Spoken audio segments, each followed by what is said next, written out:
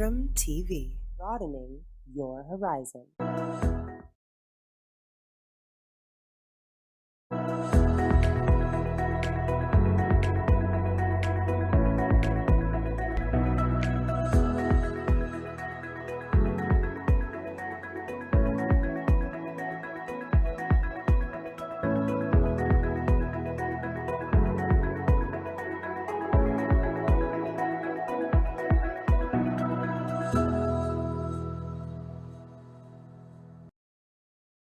Wow, I'm already feeling excited today because it's the program Inside Motherhood. Well, I can't wait for Saturdays to come because I know I'm definitely going to be talking to mothers, intending mothers, fathers, intending fathers, and a family. Of course, you know, Saturdays are days when we get to chill and relax with our families. That doesn't happen with me anyway, but I also choose days when I can relax with my family as well. All right, so let me officially welcome you to the program Inside Motherhood here on Spectrum Television. Well, it's another beautiful Saturday.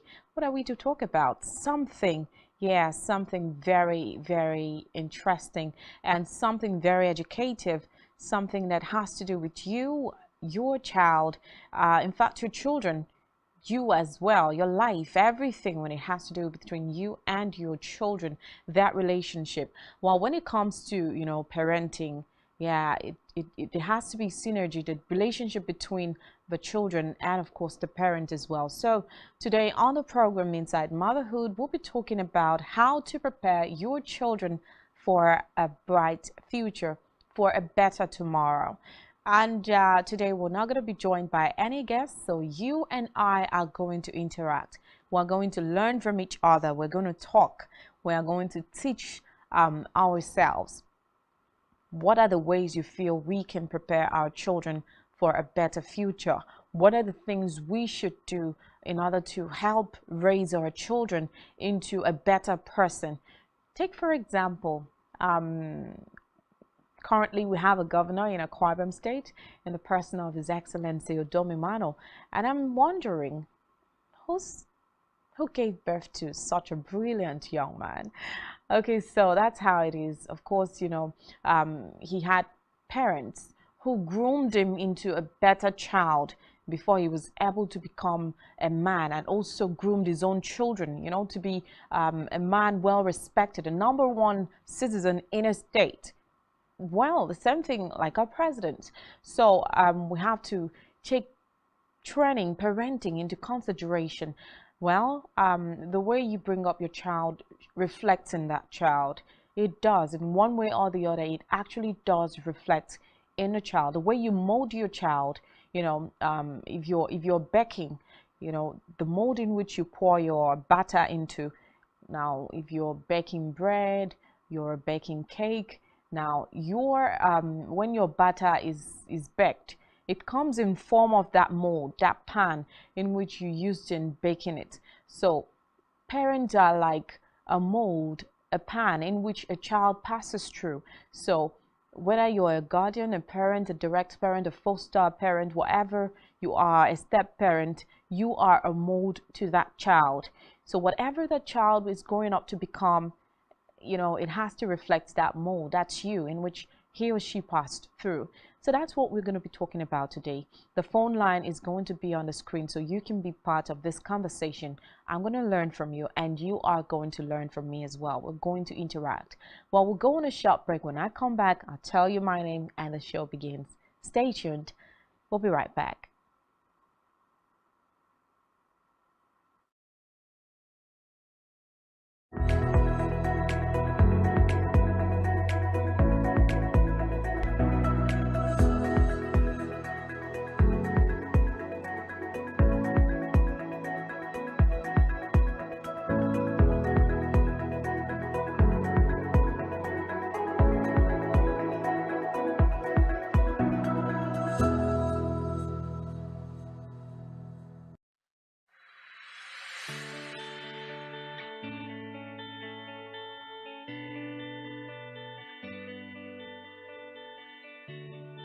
day, we bring you up-to-date information on topical issues affecting the common Nigerian. From issues on politics, Hello, Nigeria. I remain committed.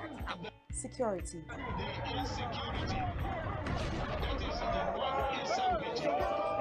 education, health, lifestyle, and so much more. Join Janice Kobum and Uyai Anyeken every weekday from 7 a.m. to 9 a.m. on Rise and Shine Daily, exclusive on Spectrum Television.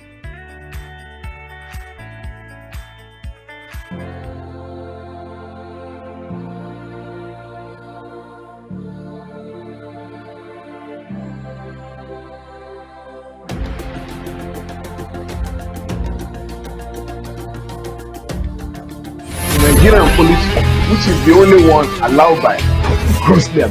Our governors have to share police powers with the president as stipulated by the constitution. We do not have a federal government police force. We have the Nigerian police force, which shall be administered, organized, and supervised by the Nigerian police force. No, my lord, I want to say something. I want to say something here. Perhaps it might also enlarge the scope of people who should be invited here for examination. My lord, if we cannot find those who literally murdered Abiola, who are those people who could be said to be the beneficiaries of the death of Abiola? Rogers has linked you with some of the killings he did. He never did. He linked you with the attempted murder of Hebrew. He did not. My lord, the Matters Council is leading the evidence in our matters. Is this an adversary proceeding? It's not, my lord, but you can't be talking about cases which are in court. Is this an adversary proceeding? It's not, my lord. These cases are in court, my lord. I'm just reminding your lordship.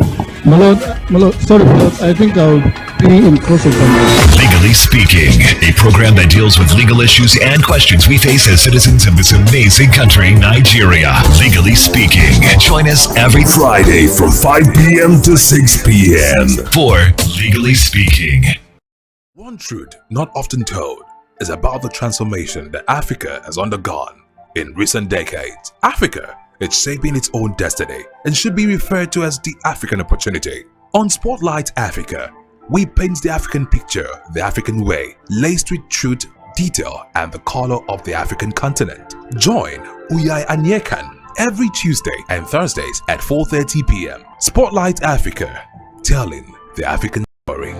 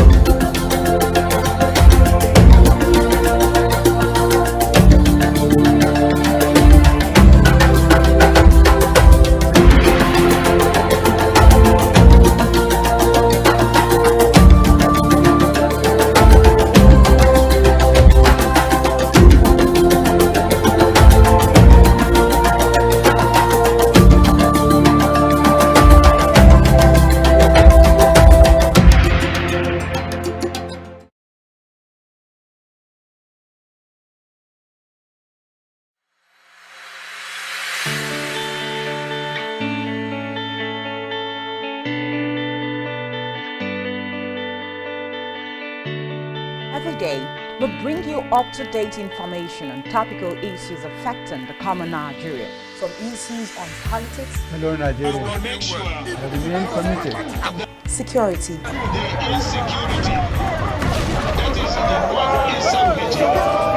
education, health, lifestyle, and so much more. Join Janice Kobum and Uyai Anyeken every weekday from 7 a.m. to 9 a.m. on Rise and Shine Daily, exclusive on Spectrum Television.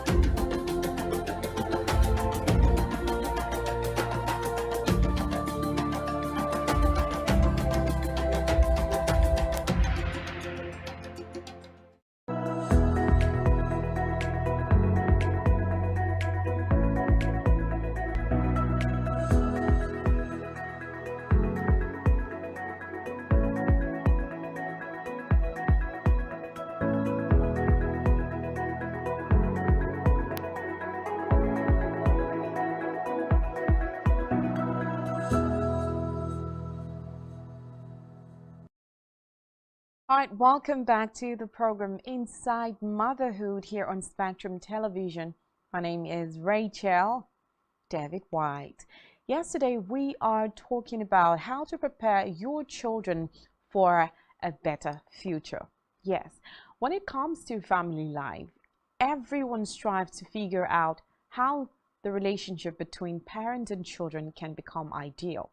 Now, positive parenting techniques work well for raising children with discipline and good moral values and are very like every parent's dream.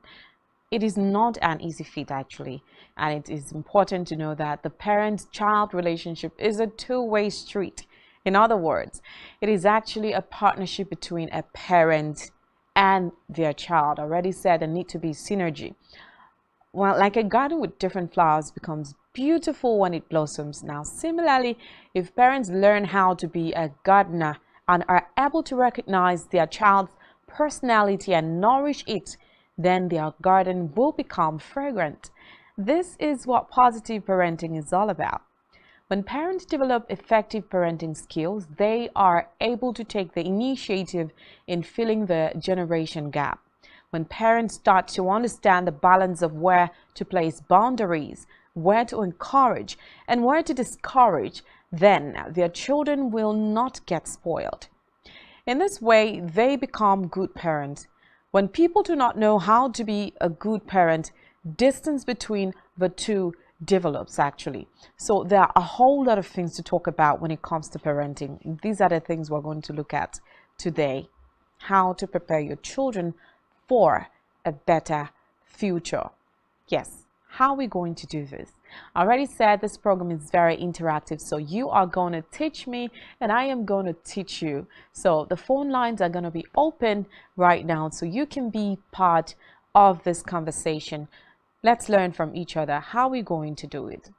These are the things we need to know. Every young adult has the potential power to help the entire world. He or she just needs the right guardians and support. Now, that is from, a popular saying by Param Dada. So I'll just go straight to telling you what you need to know. So time wouldn't be an issue. The first thing is be present in their life. How are you going to be present in your children's life? Don't delegate your presence to your house help or relatives. Yes, for example, when I talk about being present in their life, we have people who are already there's a time I talked about parents and children relationship, and we talked about having help in the house because you are a working mother or a working father. And I shared a story, a funny clip I saw somewhere.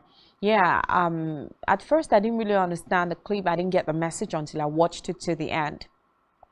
Two couple, a couple actually had, they got married and then they hired a man to be help them in the house.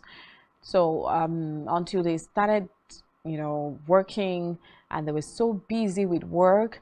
So eventually the lady got pregnant, she had a baby, and allowed this baby to be brought up, trained, fed, bathed. Everything about this baby was handed over into the care of the maid, or should I say the male servant in the house. So the guy was the one doing virtually everything for the baby. And then bringing up the baby, taking the baby to school, everything school runs, doing homework, taking to church, getting stops for the kid was all this guy's job to do. And he was happy doing them. One day, something came up. In fact, there were times when the school would ask for the presence of the parent, and then the parent would the guy would ask the parent, oh, you need to come, the school authority is looking for you. And the parent would say, is it all about money? I'll give them money. What do they want? I don't have time. The mother doesn't have, the father doesn't have. Now eventually, let me get to the end of the story. Now one day they decided to test the paternity of the baby. That's after 5 years, and the man feels the boy doesn't look like him, so he decided to go for a DNA, and then discovered that wasn't his child. And the mother, who was so sure that, I didn't cheat on my husband, this baby belongs to him, was busy arguing until the male servant said, oh, it's my fault. I took a wrong baby from the school. I didn't see your son, so I saw this one and I took him home.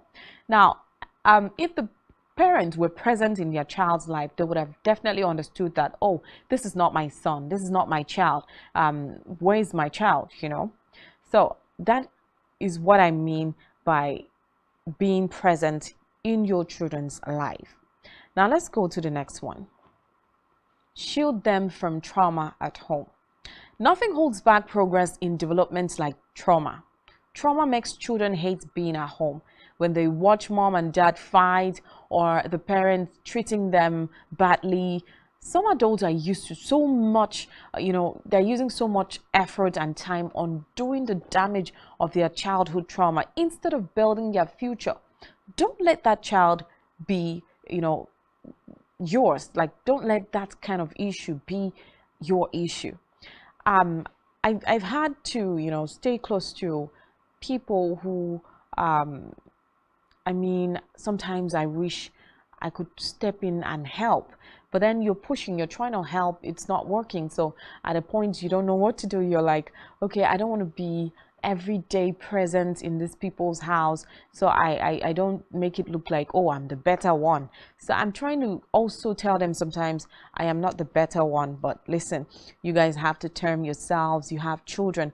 How would you have parents fighting in front of their children, and their children are just sitting down folding their arms watching mommy and daddy fight? So that's a very, very critical issue.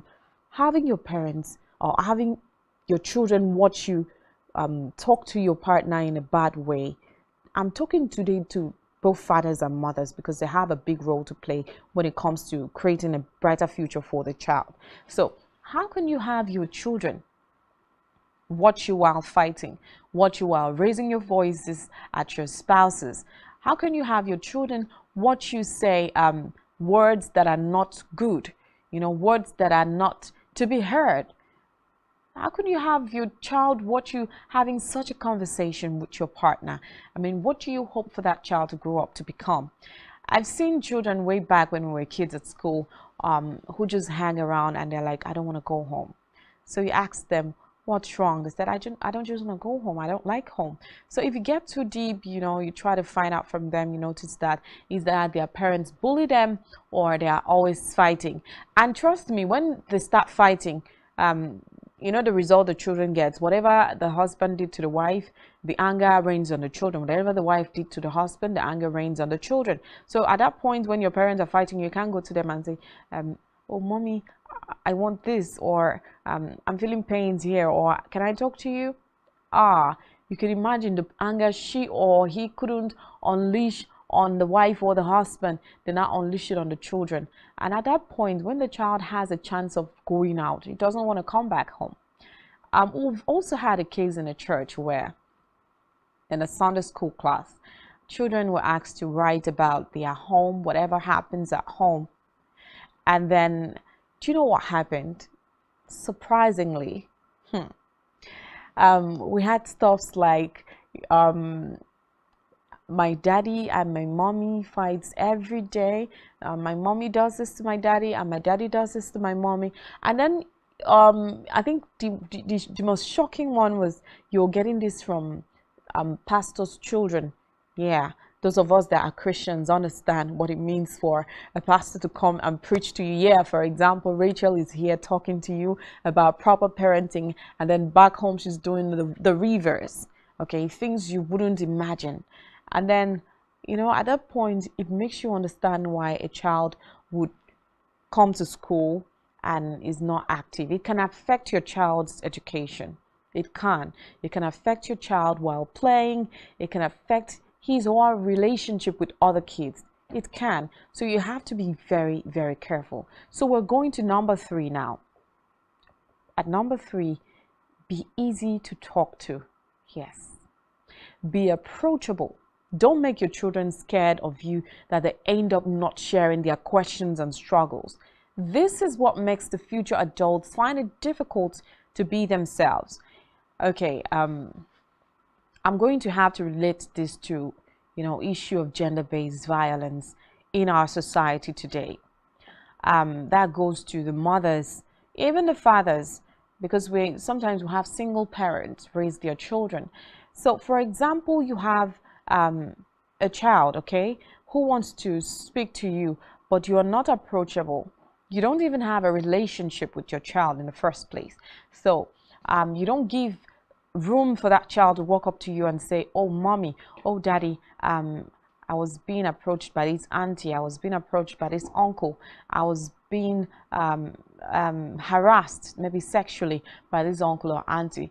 You don't even want your child to say anything, maybe stress of work or something, and you're like, go, go, go, go, go. I don't want to hear from you right now. Oh, I'm busy. And sometimes you don't do it angrily, but you don't have time. You're never available. So your child just knows that, oh, mommy or daddy is never available for me. So you're not approachable. Whenever your child wants to talk to you, at that point, you're so busy. The stress of work had already swallowed you. So, mommy, I have pains in my tummy. Oh, go show it to the help. Let the help check that out. Yeah, the help is going to solve the situation, but have you checked the damages you're causing to that child's future? So that child may grow up into, adults who find it difficult to believe in themselves. For example, your child has maybe an event to do in school and invites you, oh, mommy, daddy, I'm playing at school today, or I'm acting a drama at school today, or I'm doing one or two things at school, could you come watch? And you're like, oh, I'm sorry, I can't come. Oh, I'm sorry, I can't come. Or that child wants to tell you, oh, mommy, see, I put up a drawing for you, and you're like, go, go, go, go, go, I can't look at it. Go, go, go, I can't look at it now. Sometimes the child may stop because the child doesn't believe that what he or she did is good enough to present to the public. So you're making that child grow timid, grow into a man or a woman who has low self-esteem. So check your attitude, check your character. Are you approachable? All right, so we'll go to number 4. But just before we talk about this number 4, I want to remind you, in case you're just joining us, that this is the program Inside Motherhood here on Spectrum Television. And this program is a program that bridges the gap between mothers, even fathers, and their children. Tells you everything you need to know about family, everything you need to know about your children, about your spouses, everything you need to do, and basically tilting to the side of the mothers. These are the things you need to know about yourself. These are the things you need to know about your children. These are the things you need to know about your husbands. And today we are going to interact together. So draw closer to your TV screen so you can understand that we are talking about how to prepare our children for a better future. And the phone number to be part of the conversation is on the screen. Let us hear your experiences. Let us hear, it may happen in the neighborhood. Let's get to hear what's happening, or what are the better ways you feel we can groom our children for a better tomorrow. All right, so let's go to number 4. Number 4 is model by example. Yes, model by example. Don't expect your children to behave well, talk well, act well. If you do not, they are watching. Yes, they are watching you, watching the words you say, watching the steps you make. They are listening to you. Okay, I'm going to be doing much of examples today. I've been in an environment where a child normally talks to the maid, and okay, the mom tells the maid, hey, you, are you done doing that? And she says yes. Get away from here. Or says all manner of things. I'm not saying is bad for you to address your maid or your male servant when he or she goes the wrong way. Okay, you can scold, put her back on track, but sometimes not in front of your children. Yes, not in front of your children. You can do that in private. You can do that. You can call your maid to your room, call your maid to another place and say, hey, listen, I don't know what you're doing, but this is not good. I don't know what you're doing, but this is not right. I don't want you to be doing this again. Not talking to that child in front of your children. You know, I was trying to say, I've seen a situation where a mother and a father keeps addressing a maid in a very wrong way. And so one day they were shocked to hear their 5-year-old son call the maid, hey you, come here. Where are you? Caretaker, come here.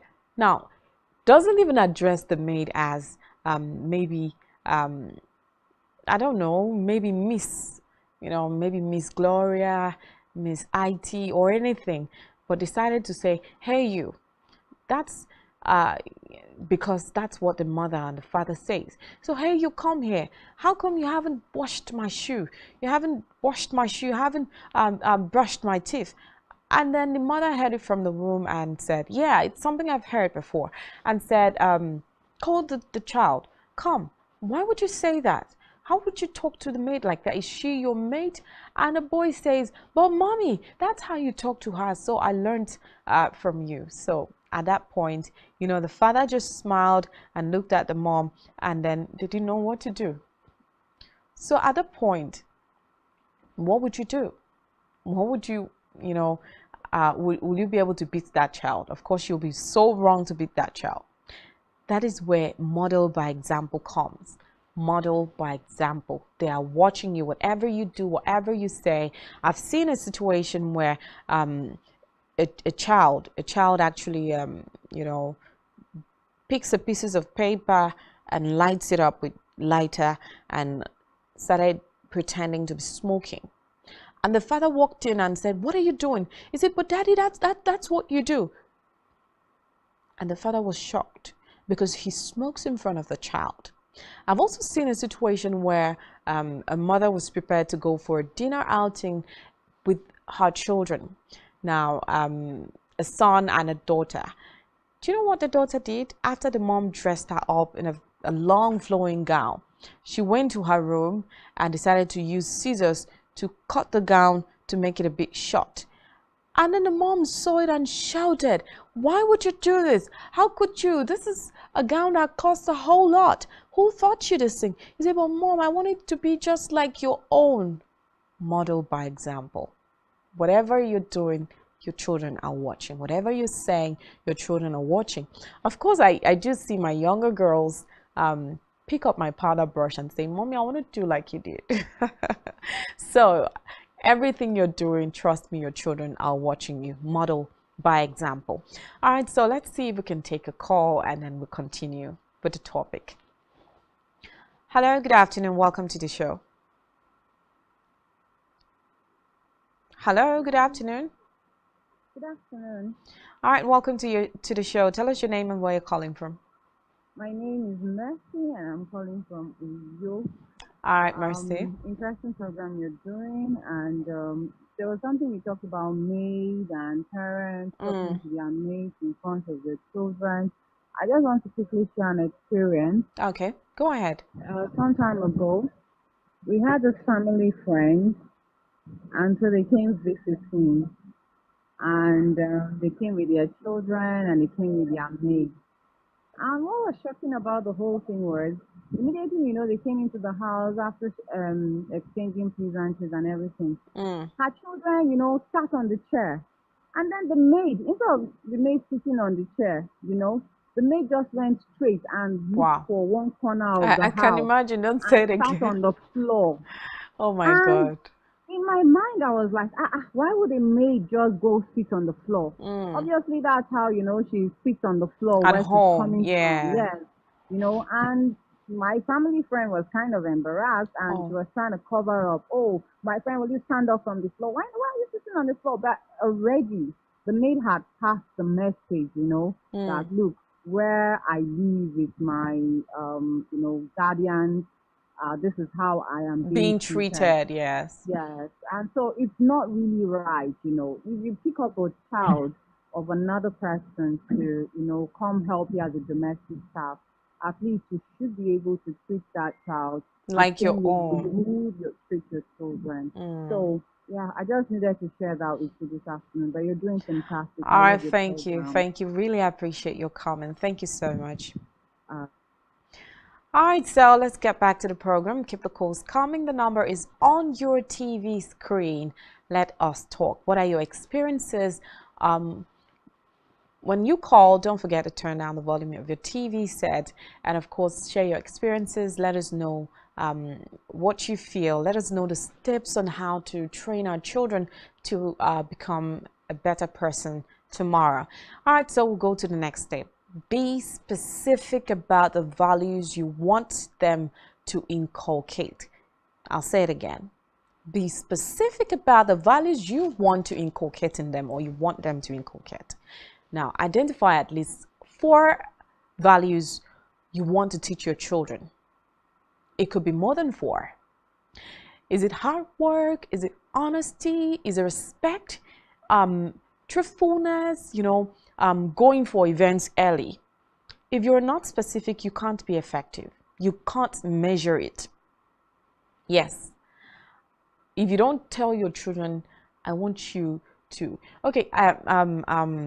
Let me bring it down so we understand ourselves. Now, there's something about me, okay, and I know that thing, you have that thing in you, okay, we all have it in us. And then when you say, oh, I love this character, I love this attitude in you, and you're like, oh my God, I owe that to my mom. I mean, come on, my mom never allowed, my dad never allowed, I owe it to my uncle never allowed, who I stayed with never allowed, so you're like, I see you bath often. Why? You say, oh, in my house, we're always, not permitted to stay dirty. You have to bath at least 3 to 4 times in a day. So I got used to it. So you have to identify those values. Is it hard work? Is it honesty? You have someone that no matter what happens, no matter how small you are, learns to say, I'm sorry. When he or she wrongs you, would always say, I'm sorry. And doesn't matter, doesn't mind how old you are or who you are, will always say, I'm sorry. Is it identifying with everybody? I've seen a situation where children can't actually, they see a child in a playground and they're like, we can't play with this one. And you're like, why? He said, no, my mom doesn't allow us to play with kids like this. So you're like, wow. So those are the values you've actually inculcated in your children. Those are the things you've actually, or maybe they pick something and then they can't say, oh, I did it. They would say, no, it's not me. I didn't do that. But everything in them, you even caught them doing it. Those are the values you're inculcating in your children. Yes, I know that children could also learn away from home. Children could also learn bad habits. It's normal for a child to say, to do something you've asked that child not to do, and the child keeps doing it. Yes, there are that tendencies, but that is also a ground for you to inculcate a value in that child. Is it honesty? Then you beat that child. You also train that child. When I say beat, yes, I am an advocate of parents beating their children when they have to. I'm not saying every time, but when the child goes wrong, you have to warn. You have to, it's like when you err in an office, you have to be queried once or twice or thrice. You have to be suspended before you're being dismissed. So at that point, you warn the child. When you continue warning a child, now this is why I say beat. When you continue warning a child, that child may just feel, what's my mom going to do? What's my dad going to do? She's just going to warn me, nothing else. So at that point, when you've warned your child, you've warned up to 2 or 3 times, beat that child. Let that child know that what he or she did is not good. That's part of how to inculcate value in your children. Let's get to number 6. Okay, this one is going to be like, I'm talking more to Christians, but not just Christians. Yeah. Speak life into your children. Yes. When I mean speak life into your children, I mean pray for them.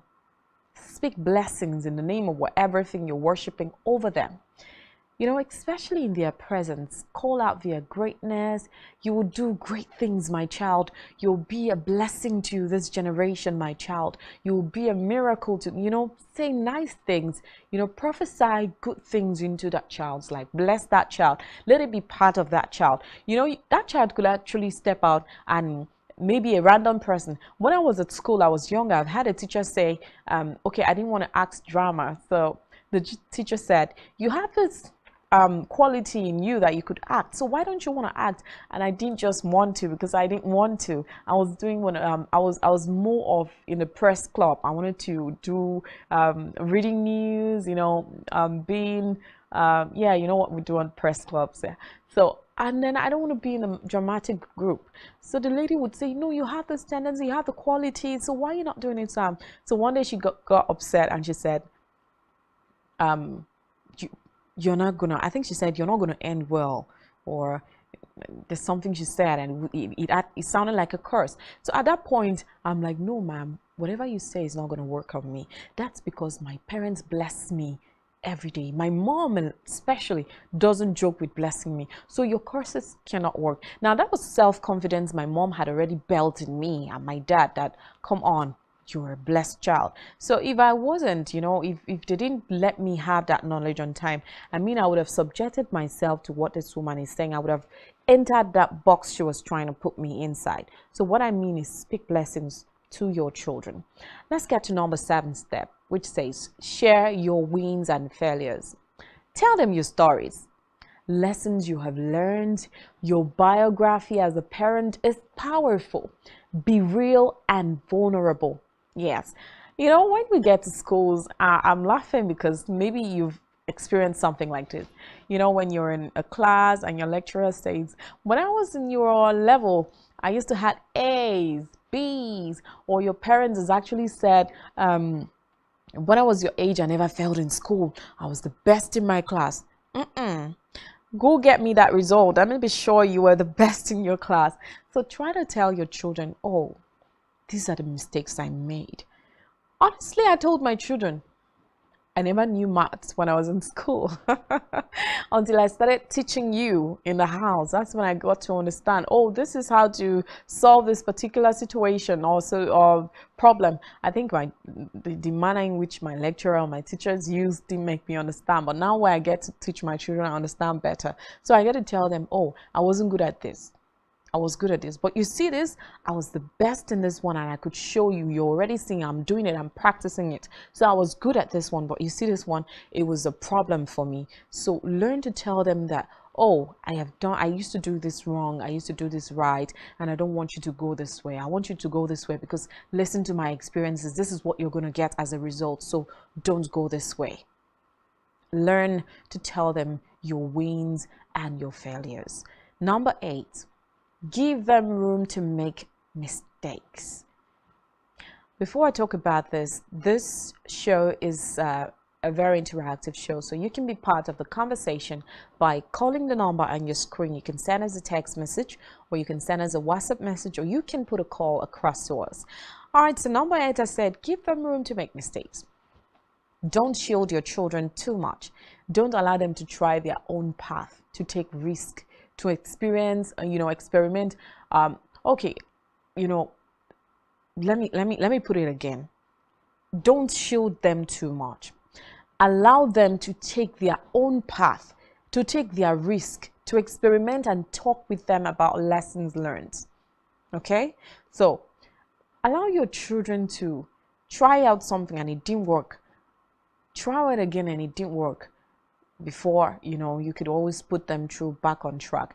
Not you ask the child to do this and then the child made a mistake and then you beat that child up. The next time that child will be so scared in trying that thing out again. So I'm going to give you an example.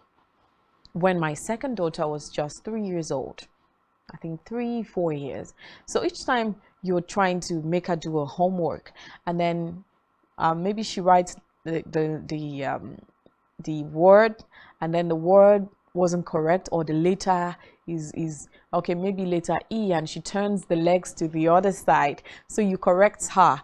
Now because she makes the same mistake again and then you beat her, The next time she knows what to write, but she's so scared that you're going to beat her, so she can't even write.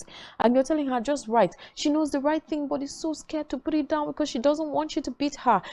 So, I started learning, sometimes give them room to make that mistake, then correct them with love.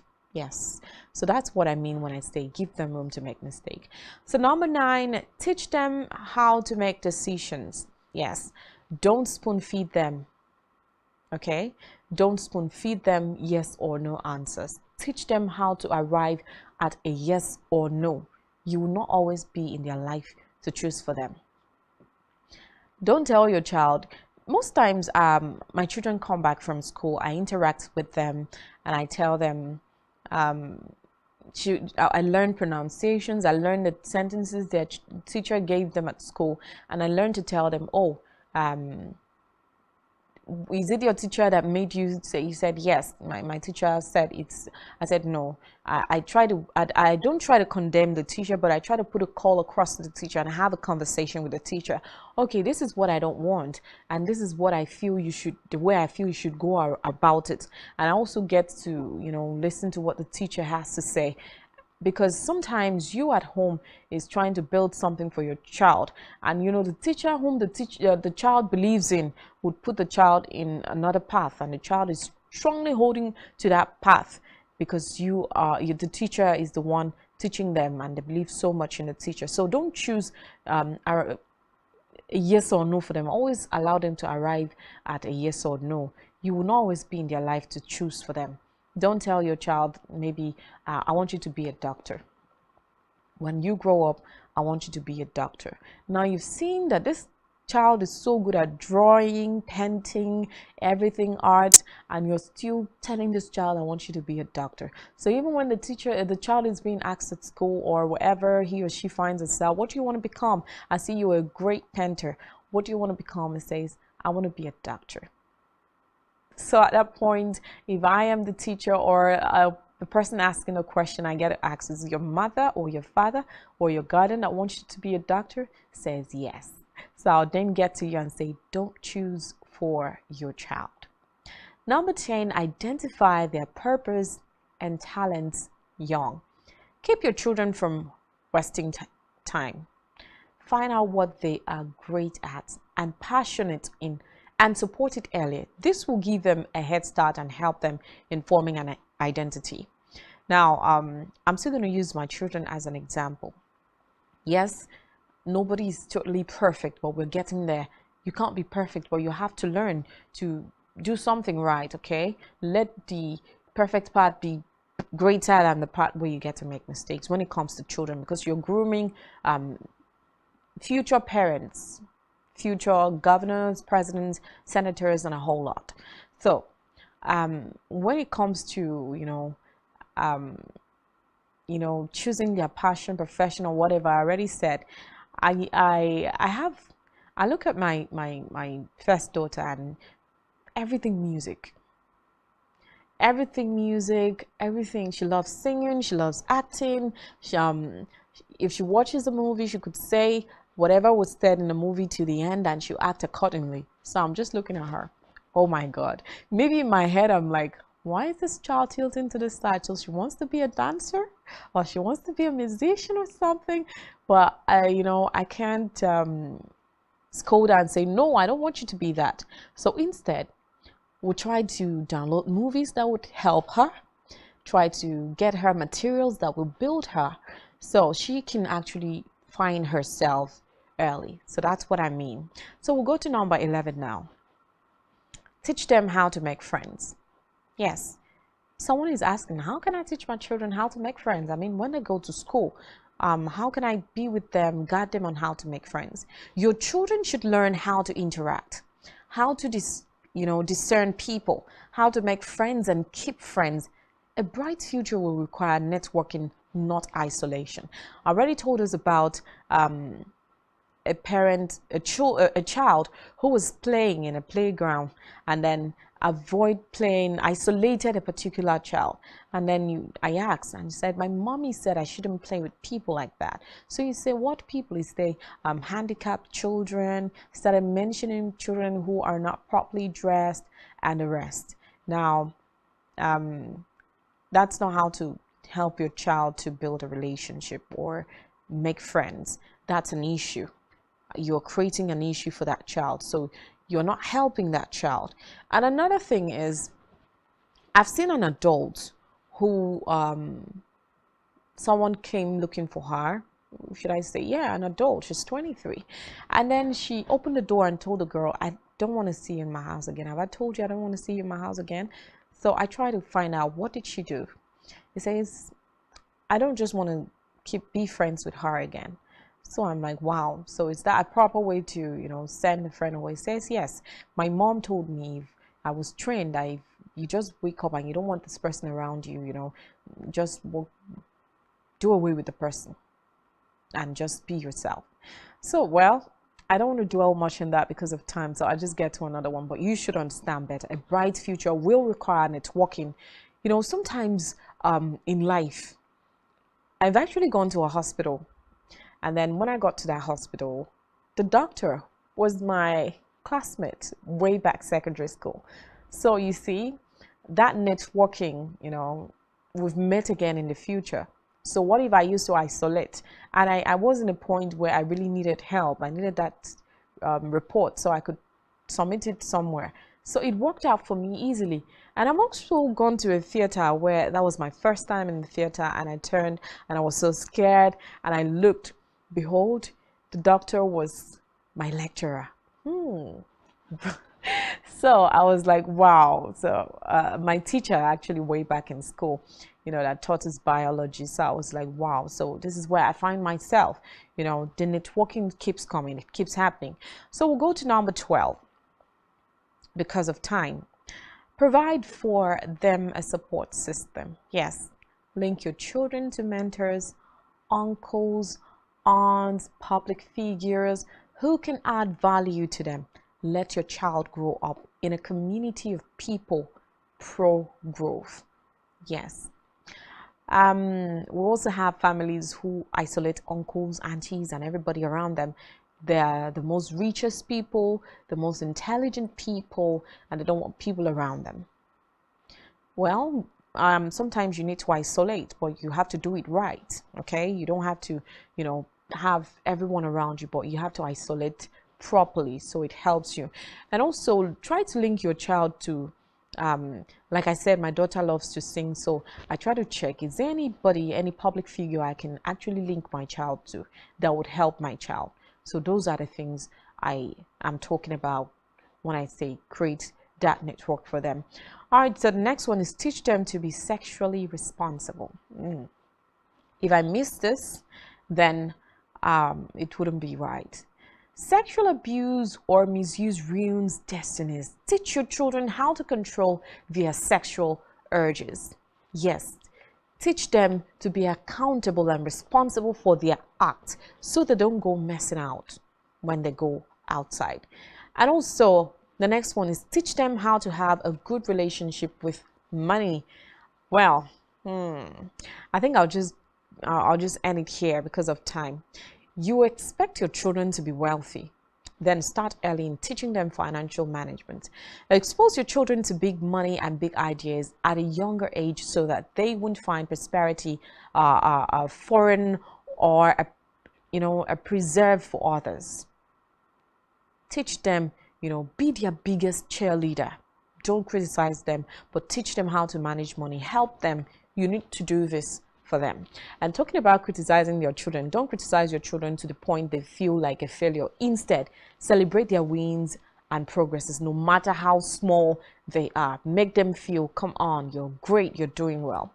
All right, so because of time, I think I would have done a whole lot because we have so much. Discouraging sibling rivalry, a whole lot of things to talk about when it comes to, training your children and preparing them for a better future, giving them fond memories, a whole lot of things. But let's just end it here, okay?